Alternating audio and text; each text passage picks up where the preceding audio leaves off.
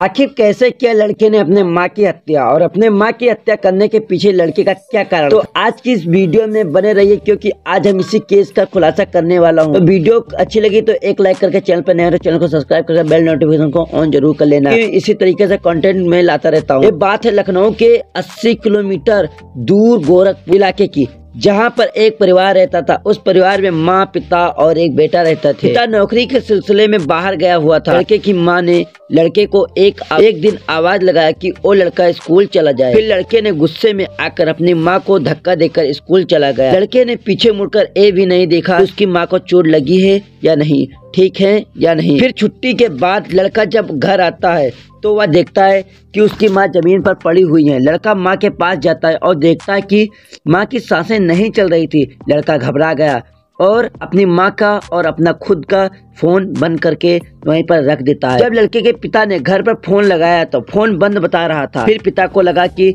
बिजली के कारण या कुछ इलेक्ट्रॉनिक सिस्टम के कारण फोन बंद बता रहा है। 1-2 दिन इसी तरीके से बताने के बाद उस मृत के बहन के पास फोन लगाता है, जो उसके घर के कुछ ही दूरी पर रहती थी, और कहता है कि मेरे घर पर जाकर बात करा दो। फिर वो उस लड़के के घर पर जाती है और देखती है कि लड़का घर के पास बने एक मंदिर पर बैठा हुआ था। उसकी मौसी ने पूछा, तुम यहाँ पर क्यों बैठे हुए थे? लड़के ने कोई जवाब नहीं दिया। फिर वो अंदर चली गई।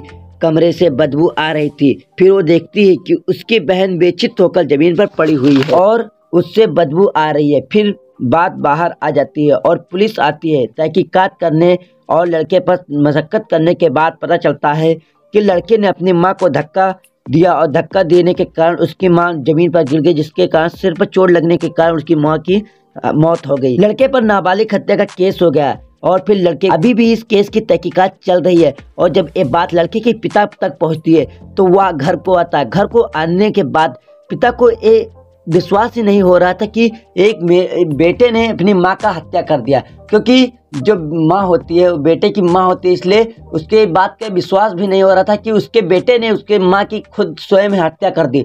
और कि आप खुद ही एक क्लिप के जरिए मैं आपको ये वीडियो दिखाता हूँ। वीडियो अच्छी लगी तो एक लाइक कर देना, चैनल पर नए हो तो चैनल को सब्सक्राइब करके बेल नोटिफिकेशन। यहाँ क्यों बैठे हो? तो वो बोला कि ऐसी बात होगी। तो चलो दिखाओ। मैंने ताला खोला, देखी वो मरी पड़ी थी। उसने मेरे को फोन किया तो मैं चेन्नई से आया था। वो बोला कि मैं सो रहा था और मैं 3 बजे 3:30 बजे उठा करीब। कै बजे, कै तारीख को?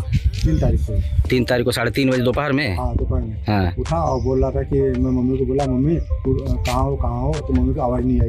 तो कमरे में जा देखा तो मम्मी गिरी पड़ी थी, उनके सिर से ब्लड निकल रहा था। तो मैंने मम्मी को उठाया तो मम्मी का जो है सांस नहीं चल रही थी। अच्छा। तो फिर मैं डर गया, बहुत ज़्यादा होपलेस हो गया। मैं करूँ क्या करूँ? मैं फिर ताला बंद करके फिर मंदिर बैठा रहा। लेकिन मुझे ऐसा अंदाजा लग रहा कि जिस हिसाब से गिरी है उस हिसाब से मौत होने का चांस नहीं लगता है। अच्छा। क्योंकि इतना नॉर्मल असर नहीं, ये लग रहा है किसी ने ऐसा उनको वार किया है, मुझे ऐसा फील हो रहा है। लड़के के ऊपर आपको नहीं कोई शक है? अपने लड़के पर? लड़का तो मेरे ख्याल वो ऐसा नहीं करेगा। वो उसकी तो माँ है, तो वो ऐसा नहीं करेगा। चैनल को ऑन जरूर कर देना क्योंकि मैं इसी तरीके से एजुकेशनल एंड इम्पोर्टेंट कंटेंट लाता रहता हूं।